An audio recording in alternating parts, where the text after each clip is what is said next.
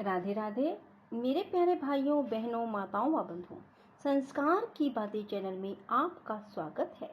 बंधुओं, आज अमावस्या के दिन मैं आपको सुनाने जा रही हूँ अमावस्या की कथा।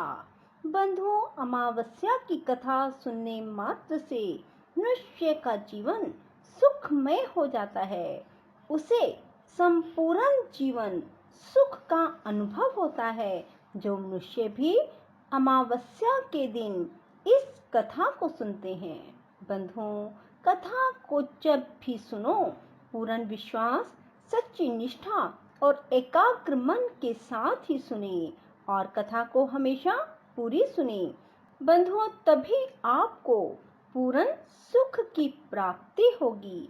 बंधुओं, यदि आपने हमारे चैनल को अब तक सब्सक्राइब नहीं किया तो जरूर करें और बेल आइकन दबाना ना भूलें, ताकि आपको हमारी आने वाली सभी वीडियोस की जानकारी सबसे पहले हो सके। बंधुओं, वीडियो को पूरी सुनने के बाद कमेंट बॉक्स में विष्णु भगवान की जय, शिव शंकर भोलेनाथ की जय अवश्य लिखें। बोलो विष्णु भगवान की जय हो, शिव शंकर भोलेनाथ की जय हो।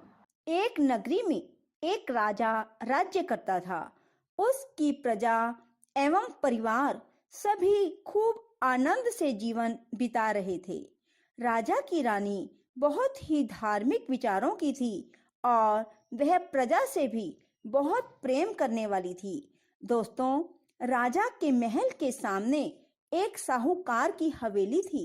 राजा की रानी और सेठ की पत्नी में बहुत गहरी मित्रता थी। रानी सारी प्रजा से बहुत प्रेम करती थी। एक दिन साहूकार की हवेली से साहूकार की पत्नी के रोने की आवाज आने लगी। साहूकार की पत्नी बहुत जोर से विलाप कर रही थी। रोने की आवाज जब रानी ने सुनी तो उसने अपने पति से पूछा कि ये रोने की आवाजें कहाँ से आ रही हैं और जो भी है वो क्यों रो रहा है। तब राजा ने कहा, सेठ का पुत्र मर गया है। तो सेठ की पत्नी अर्थात लड़के की माँ बहुत दुखी है और वह जोर जोर से विलाप कर रही है। तब रानी ने कहा कि दुख क्या होता है। उसने राजा से कहा, महाराज, वह क्यों रो रही है। राजा को समझ नहीं आ रहा था कि रानी को किस प्रकार समझाऊं कि दुख क्या होता है। रानी फिर से बोली। जब राजा ने रानी से कहा, जब तुम्हारा बेटा मरेगा तो तुम्हें मालूम हो जाएगा कि दुख क्या होता है। तुम अपने बेटे को मार दो तो पता लग जाएगा कि दुख क्या होता है। तब रानी ने क्या किया कि अपने बेटे को महल से नीचे गिरा दिया। भगवान की कृपा से बेटा किसी ढेर पर गिर गया और उसको खरोंच भी नहीं आई। तब रानी अपने कुंवर को देखने नीचे आ रही थी कि उसने देखा कि उसका बेटा सामने से आ रहा है।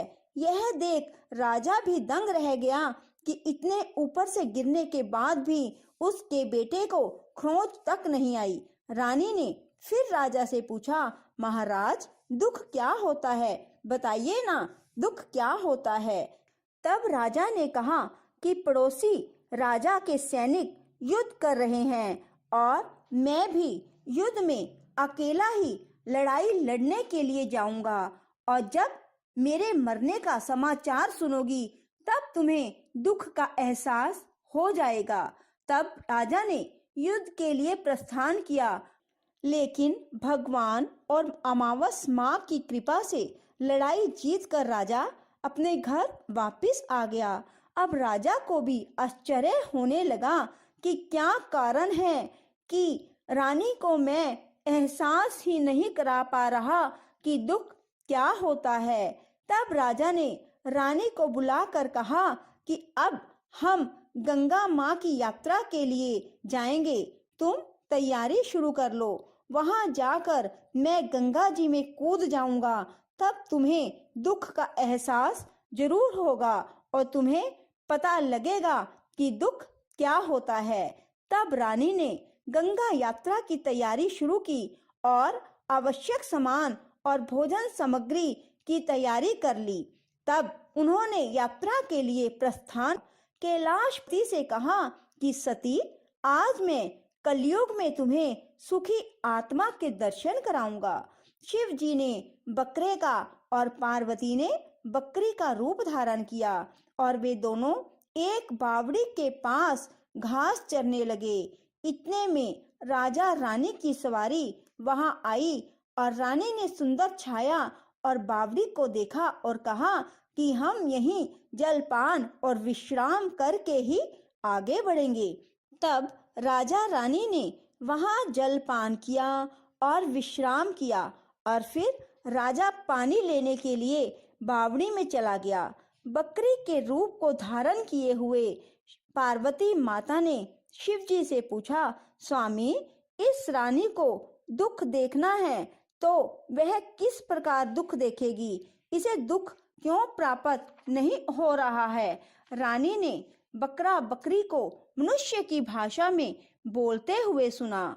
उसने सुना शिव जी माँ पार्वती से कह रहे थे कि इसने अमावस का व्रत किया था, इसलिए इस जन्म में रानी बनी और सुख का आनंद ले रही है। ये राजा गंगा में भी नहीं मरेगा।